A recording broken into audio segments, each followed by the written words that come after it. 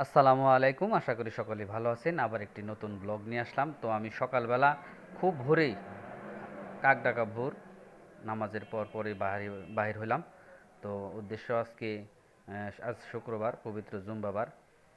তো বাজার খুব সকাল সকালে লাগে, সেই জন্য আমার কিছু মূলা শাক যে দেখাইছি গত ভিডিওর মধ্যে, সেই মূলার শাকের ভিতরে কিছু মূলা হয়েছে। তো সেই মূলা উঠিয়ে বাজারে দিয়ে দেবো। তো সেখানে আমি যাব, যে দেখি বা কী অবস্থা। তো চলেন যাই।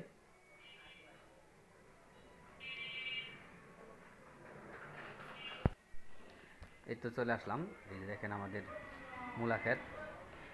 তো মূলা শাকের ভিতরে মূলা হয়েছে। তো যাই হোক, একটু অন্ধকার অন্ধকার দেখা যাইতেছে চারিদিকে, একদম দেখেন কেউ ঘুমে থেকে ওঠে নাই।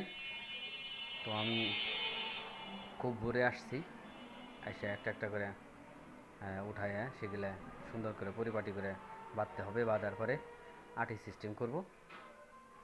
এক এক আটি প্রায় 15 থেকে 20 টাকা বিক্রি করা হয়। এই যে দেখেন কত সুন্দর হয়েছে, অনেক সুন্দর হয়েছে। মাশাল্লাহ মাশাল্লাহ, অনেক সুন্দর হয়েছে। তো আপনারা ভিডিওটি দেখবেন, দেখে লাইক শেয়ার কমেন্ট করে জানাবেন কেমন হয় না হয়। যদি একটু অন্ধকার অন্ধকার, এখনও সূর্য আকাশে উকি দেয় নাই।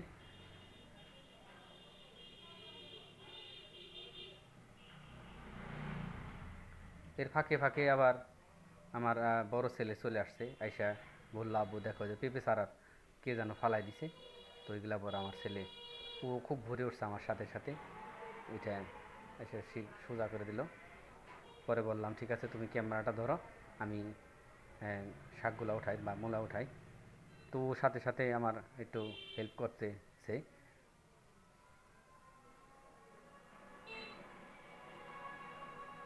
এগুলো সুন্দর করে বেঁধে আটি সিস্টেম করে তারপরে ভালো করে ধুয়ে পরিষ্কার করি, আমরা বাজারে বিক্রি করতে দেবো। আসলে অল্প একটু জায়গার মধ্যে অনেক কিছু হয় যদি সেখানে সুন্দরভাবে রোপণ করা হয়। তো এখান থেকে আমার খাওয়া চলে এবং বিক্রিও চলে, কিছু অর্থও আসে।